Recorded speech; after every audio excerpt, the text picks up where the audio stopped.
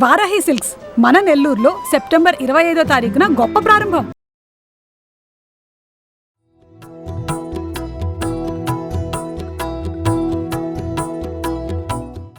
నమస్తే రమగారు. నమస్తే జయ. సుమన్ టీవీ ప్రేక్షకులందరికీ దసరా శుభాకాంక్షలు. మీకు కూడా రమగారు దసరా శుభాకాంక్షలు. సుమన్ టీవీ ప్రేక్షకులందరికీ దసరా శుభాకాంక్షలు. సో దసరా స్పెషల్గా మనము నైవేద్యాలన్నీ చేసి చూపిస్తా ఉన్నాం. ఇప్పుడు ఏం చేయబోతున్నాం రమగారు? గుడాన్నం చేద్దాం జయ. ఈ లలితా సహస్రనామంలో అమ్మవారికి ఇష్టమైన పదార్థాల్లో ప్రత్యేక నామం గుడాన్న ప్రీత మానస అని. దానికి ముందు రక్తవర్ణ, మాంసనిష్ట, గుడాన్న ప్రీత మానస, ఈ నామాలు 3 వరుసగా కనపడతాయి. అమ్మవారు ఎర్రటి రంగు కలిగింది. మాంసనిష్ట, మానవ శరీరంలో ఉన్న మాంసంలో ఉన్న శక్తి అమ్మే. మాంసనిష్ట అందులో ఉంటుంది. మనకి కండే ఉండాలి కదా, కండ ఉంటేనే కదా మనిషి. అవునండి, కండ కలిగిన వాడే మనిషి. అవును. ఆ కండలో అంటే మాంసంలో అమ్మ కొలువై ఉంటుంది. మనం ఇచ్చే మనకి శక్తి వచ్చేది ఆమె వల్లే. దాంట్లో తర్వాత పార్ట్ ఏం చెప్పారు? గుడాన్న ప్రీత మానస చెప్తారు. చాలా బలవంతవర్ధకమైన ఆహారాల్లో గుడాన్నం ఒకటి. మామూలుగా మనం చక్కెర పొంగలి, తర్వాత ఏమో పాయసం అవి చేస్తామా, అవి అరుగుదలకి రావంటారు. కొంత బాగా నెయ్యి, కొబ్బరి వేస్తాం దాంట్లో చక్కెర పొంగల్లో కదా ఒకటి.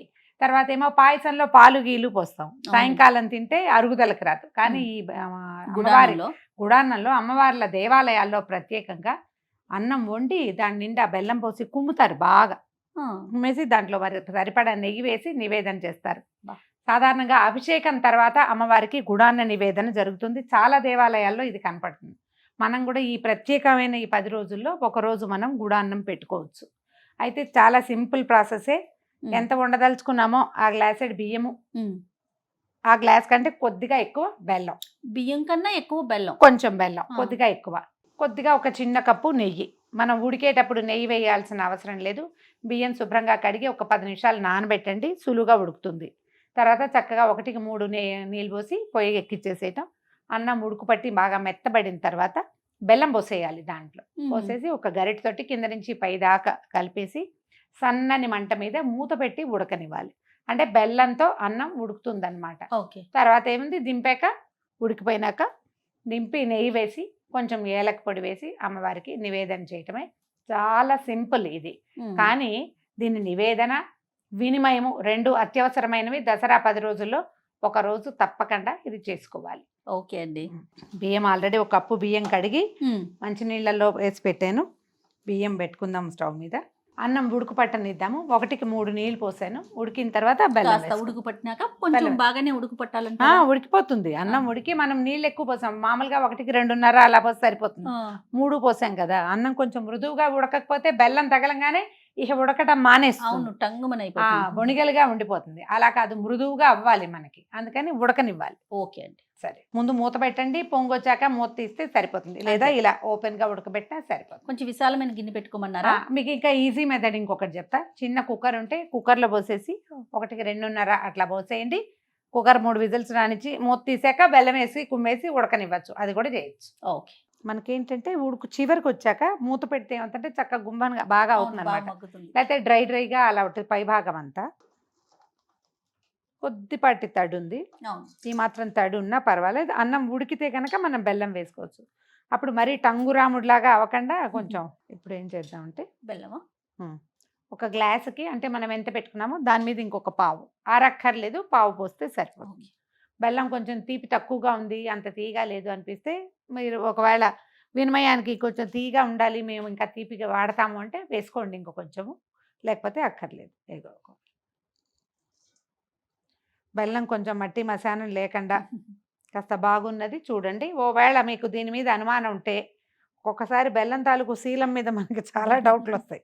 దాంట్లో రాళ్ళు రప్పలు గడ్డి ఉన్నాయంటే చక్కగా ఒక గిన్నెలో నీళ్ళు పెట్టడం, పక్కన పెట్టడం, కరగబెట్టి పోసుకోవటం. అప్పుడు ఇంకా తొందరగా కూడా అవుతుంది.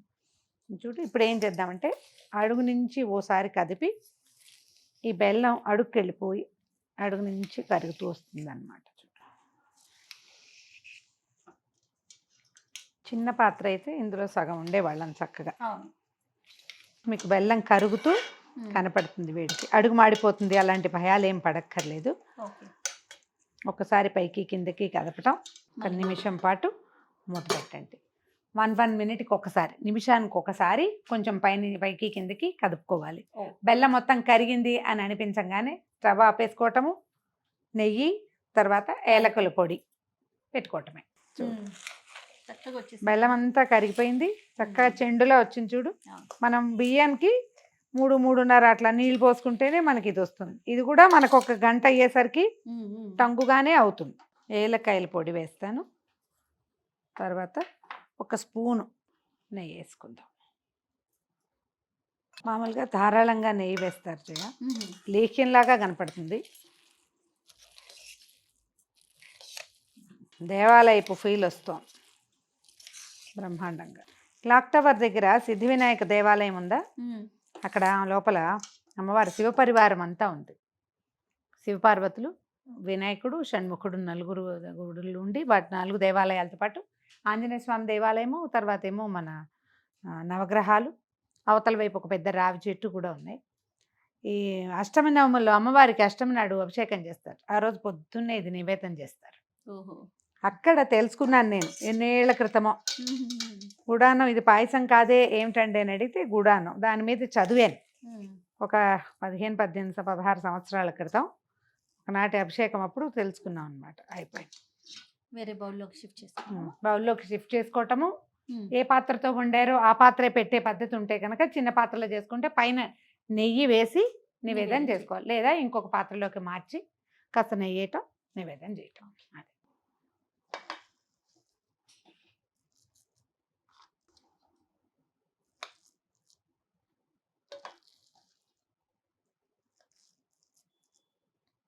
బెల్లం ఎంత మంచి రంగు గల బెల్లం అయితే అంత బాగుంది, మనకి ఇది రంగు చక్కగా వస్తుందన్నమాట. ఇటీవల ఒకరి ఇంట్లో పూజ అప్పుడు వెళ్తే పైన తేనె వేసి నెయ్యి వేసి అమ్మవారికి నివేదన చేస్తారట వాళ్ళ విధానం. గుడానంలో పైన తేనె కూడా వేస్తాము అని చెప్పారు. జీడిపప్పులు అవి సాధారణంగా వేయరు. మనం స్నేహితులు ఎవరైనా వస్తారు, ఇంకా ప్రసాదం రుచికరంగా కుదరాలంటే కాసిన జీడిపప్పులు అవి వేయించి వేసుకోవచ్చు, లేకపోతే ఇంత ప్లెయిన్ గుడాన్నాన్ని మనం నివేదన చేసుకోవచ్చు. ఘుమఘుమలాడే గుడాన్నం. ఓకే, అమ్మవారికి చక్కగా నైవేద్యం పెట్టుకొని ఒక దండం పెట్టుకుంటే అయిపోతుంది. మరొకసారి సుమన్ టీవీ ప్రేక్షకులందరికీ దసరా శుభాకాంక్షలు.